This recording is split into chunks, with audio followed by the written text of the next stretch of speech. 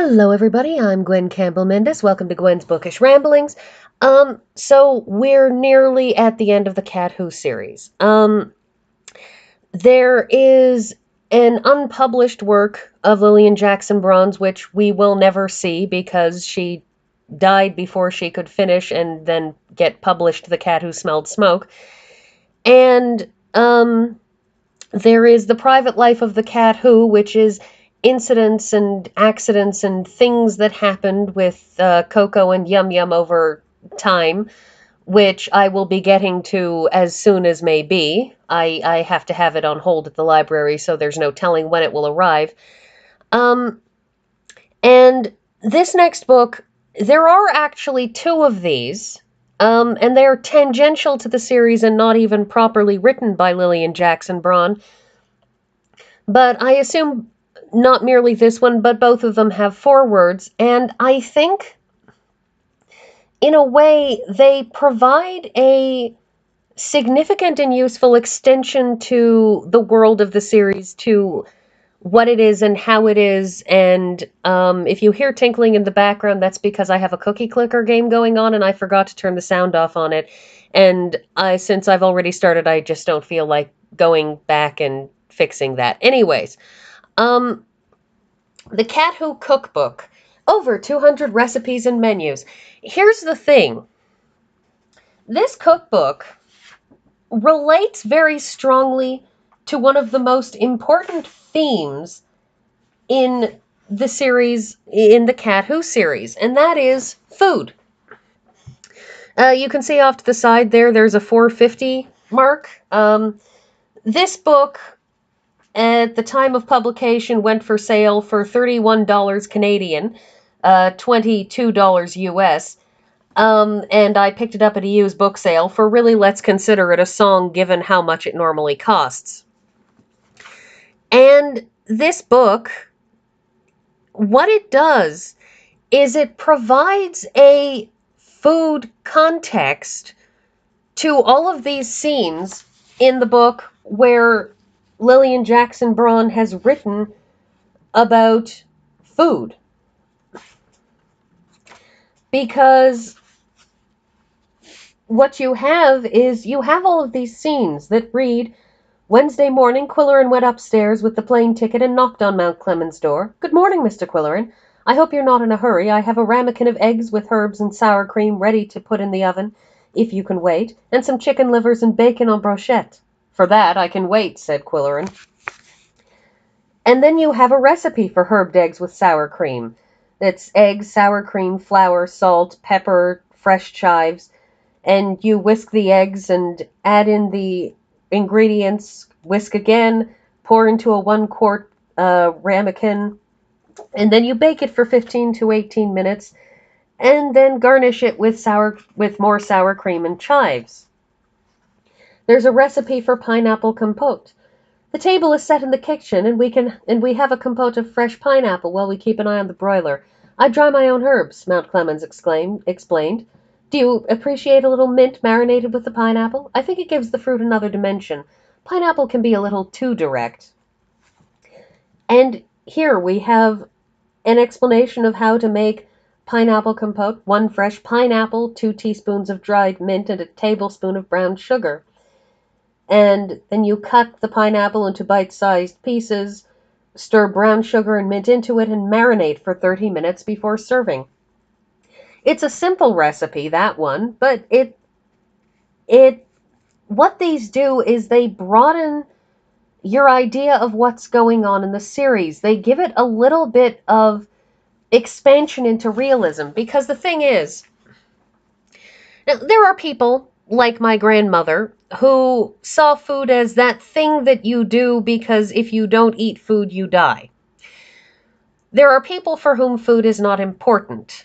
I, however, was raised in a household where food was very important. That food is more than just that thing that you eat because if you don't eat it, you die.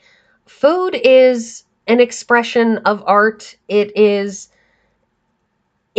something that, when done properly or excessively or artistically or or fill it in, it's something that uplifts and brings you more happiness than just, something really, really basic. That's why people are willing to pay five-star Michelin chefs hundreds of dollars for a single plate of food by them, because what you're paying for is the work of an artist. What you're paying for is the same as paying hundreds of thousands of dollars for a painting by Van Gogh or by Rembrandt, that you pay thousands of dollars, millions of dollars, depending on the fame and reach and extent and reputation of an artist. You pay that money because you're paying for the artist's effort, for the artist's creativity, for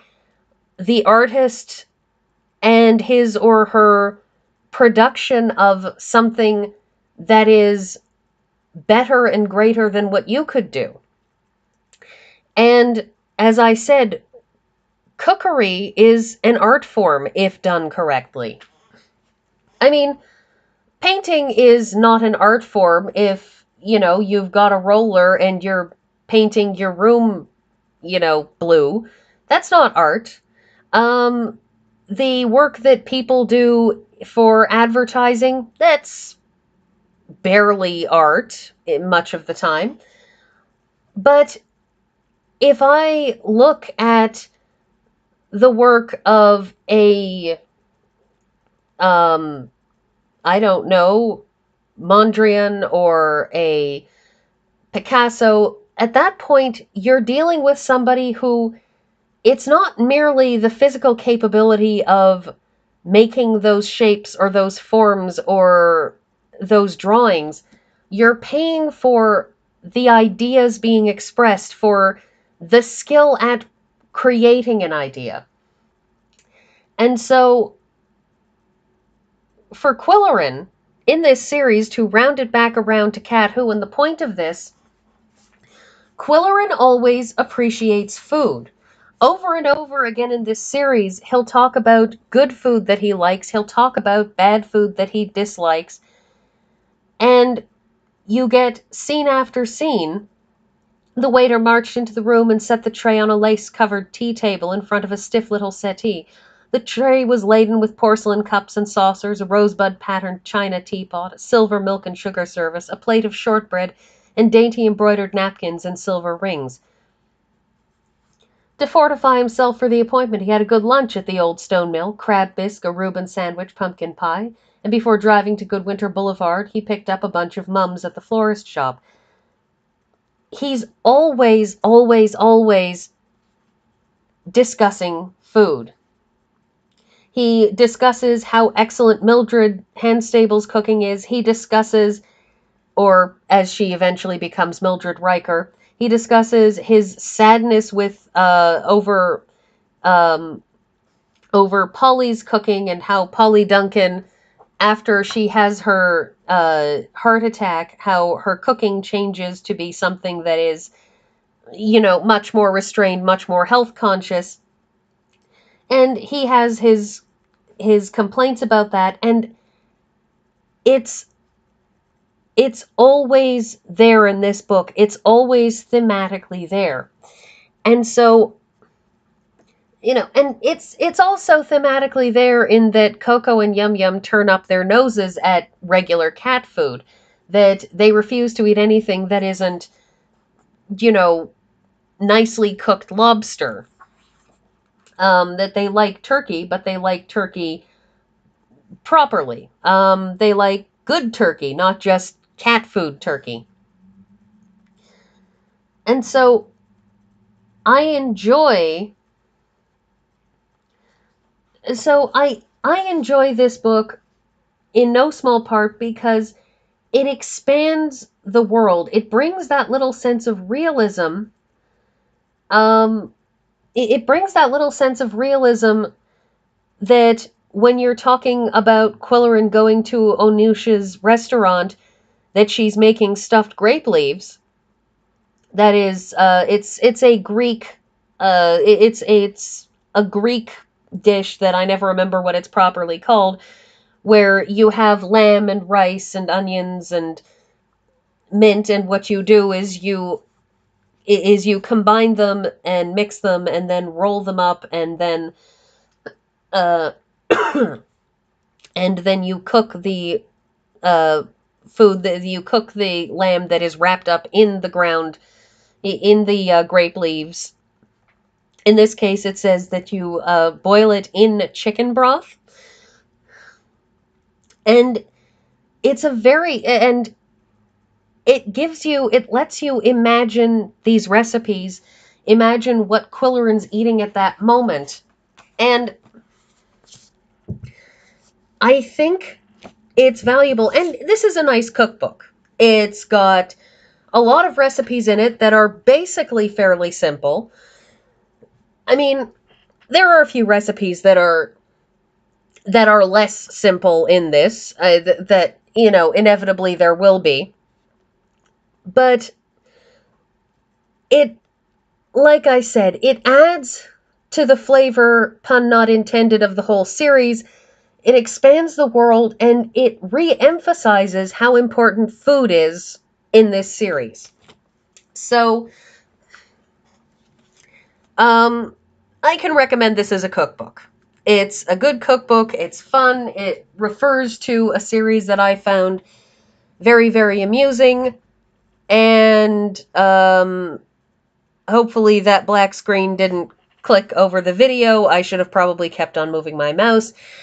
And I think that's everything. So I will see you all next week.